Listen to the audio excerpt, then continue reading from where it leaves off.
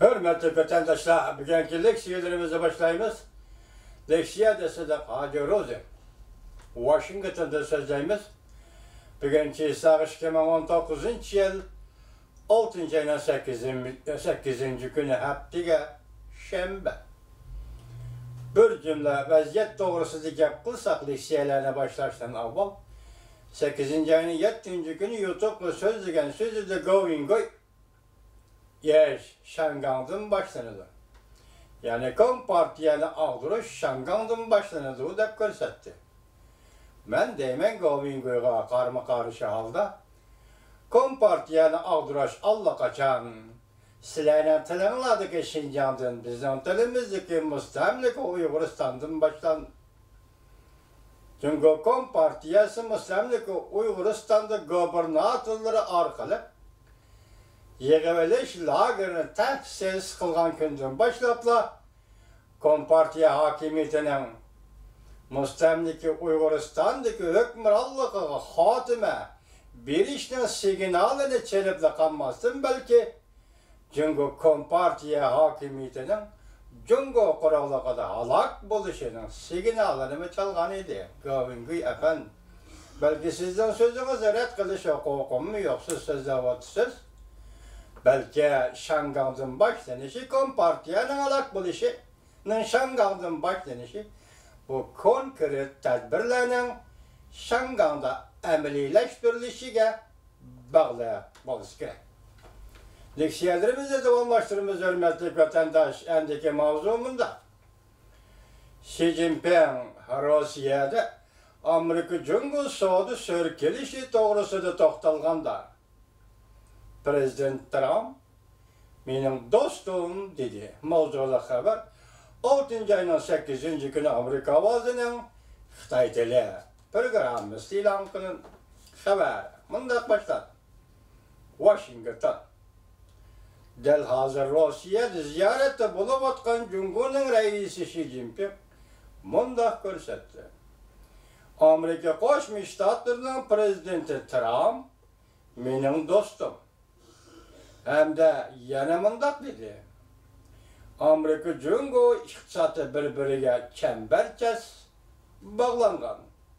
Prezident Trump hem iki taraf münasebetinin yemirilişine körüşte kalamaydı.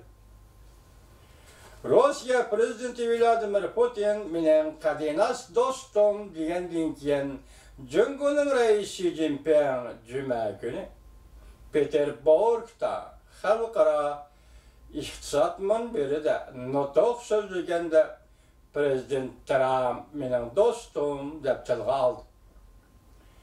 Reis Xi Jinping mundaq dedi. Biz bilen Amerika oturumuzdaki bazı savdo sörkülüşleri hele hem mevcut bolsun mu?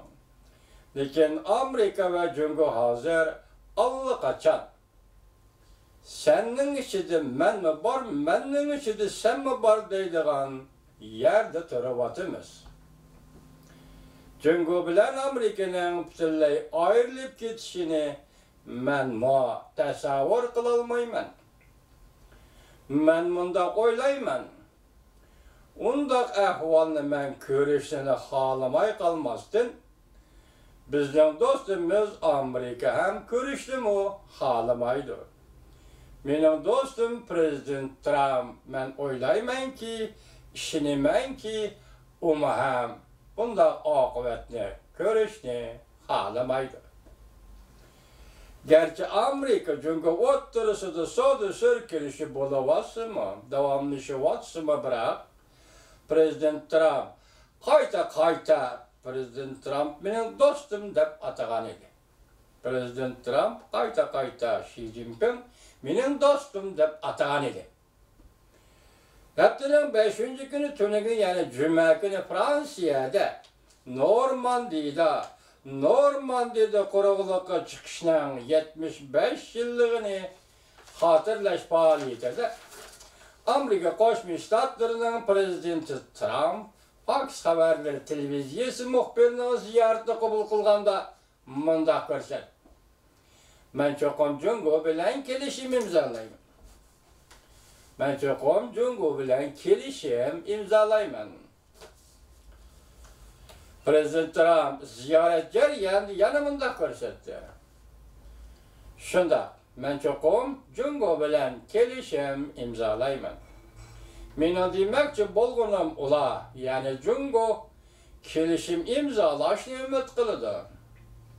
Men shundoq demoqchimanki, men kelishim imzolashni umid qildim. Lekin ularning Jungoning qilgan atganlari bak qabih bo'ldi. Biz kelishimni allaqachon tayyorlab bo'lgan edik. Lekin ular suhbatni qaytadan boshlamoqchi bo'ldi. Lekin undaq qilg'ili bo'lmaydi, ya'ni suhbatni qayta boshlashga bo'lmaydi. Bundan bir kun burun Prezident Trump Fransiyada muxbirlarning savollariga javob berganda mundaq degan. Men balki o'sha oyda Yaponiyada o'tkaziladigan 20 davlat boshliqlari yig'inida Rais Xi Jinping bilan ko'rishgandan keyin yana qayta Jungodan import qilingan 300 milliard dollarlik tovar mollarga boj qo'ymaslikni ondan qaror qilaman. O'ylashiman degan edi. Kanadiya tadqiqot o'rni Osiyo bölümünün müdiri Douglas Paul, Amerika ovozining muxbiri mundaq dedi. Jungo taraf kelishim imzolashni bak umid qiladi. Lekin bu bosish eg'izi hosil qilishning olqisi yanala Amerika tarafda. Nima demoqchi Douglas Paul? Amerika nima desa shu esa. Bu sözden yoşurun ma'nisi shunda. Jungo darvozani butunlay echib etmoqchi bo'lyapti. Lekin sen Prezident Trumpning nima qilmoqchi bo'layotganligini abadiy tushunmaysan. Jungo taraf darvozani butunlay echib etmoqchi bo'lyapti. Lekin sen Prezident Trumpning sizga nima qilmoqchi bo'layotganligini abadiy tushunmaysan. Dedi Douglas Paul. Cuma günü Prezident Trump Amerika'ya qaytish safarida Twitter'da fikr qoldirib mundaq ko'rsatdi. Jungoda hozir hadab moliyadan pul qo'shib berib, bu zavodlar ishlab chiqargan mahsulotlarni Amerika bozorida sotmoqchi bo'lyapti. Nurg'un shirkatlar hozir Jungodan ayrilib başka devletlerge çıkıp gitti. Çünkü bu devletler boş to'lashdan qo'rqdi deb ko'rsatdi Prezident Trump Twitter'da qoldirgan fikr.